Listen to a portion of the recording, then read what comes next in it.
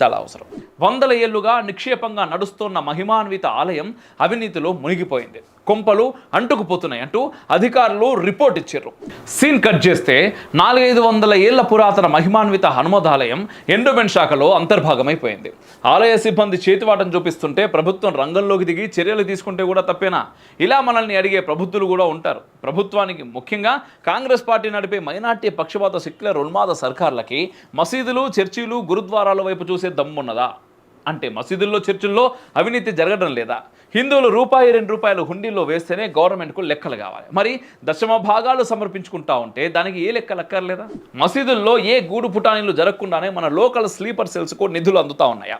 Love జిహాద్ రోమియోగాళ్లకు maintenance ఖర్చులు ఎవరిస్తూ ఉన్నారు? ఆ బాబా ఎవరో 100 కోట్లు అంటా ఉన్నాడు కదా, ఆ కులానికి ఇంత, ఈ కులానికి ఇంత అని చెప్పేసి కడతా ఉన్నారు కదా. అవన్నీ కాంగ్రెస్ పార్టీ వారి సిద్ధరామయ్యకి అక్కర్లేదు.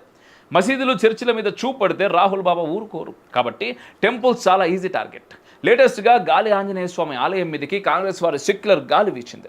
ఆల్రెడీ కబ్జా జరిగిపోయింది. 400 ఏళ్లకు పైగా గుడిని నడుపుకుంటూ వస్తున్న ధర్మకర్తల మండలి ఇతరులు గబగబా కోర్టుకు పరుగులు తీసిరు. అంతకన్నా మన సెక్యులర్ దేశంలో చేసేది మన ఉంటుందా?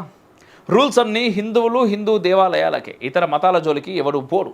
మరీ విడ్డూరం, మన టీటీడీకి దేవుణ్ణి నమ్మని ఒకనొక నాస్తిక alias క్రిస్టియన్ నాయకుడిని చైర్మన్ని చేస్తారు. అక్కడ బెంగాల్లో మమతా దీది ఓ ముస్లిం చేతికి హిందువుల ప్రఖ్యాత పురాతన ఆలయాన్ని అప్పగిస్తుంది. ఇక తమిళనాడులో వేలాది ఆలయాలు ఎవరి కనసన్నలో నడుస్తూ ఉంటాయో తెలుసా?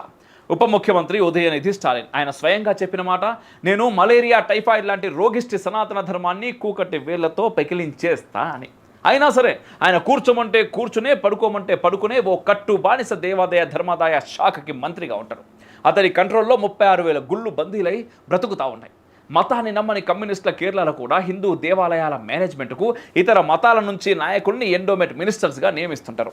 ఈ దేశంలో దాదాపు 80 కోట్ల మంది ఉప్పు కారం తినని హిందువులు జీవోత్సవాల్లా బతికేస్తున్నారని చెప్పడానికి ఇంతకన్నా ఇంకేమన్నా గొప్ప ఉదాహరణ కావన్నా?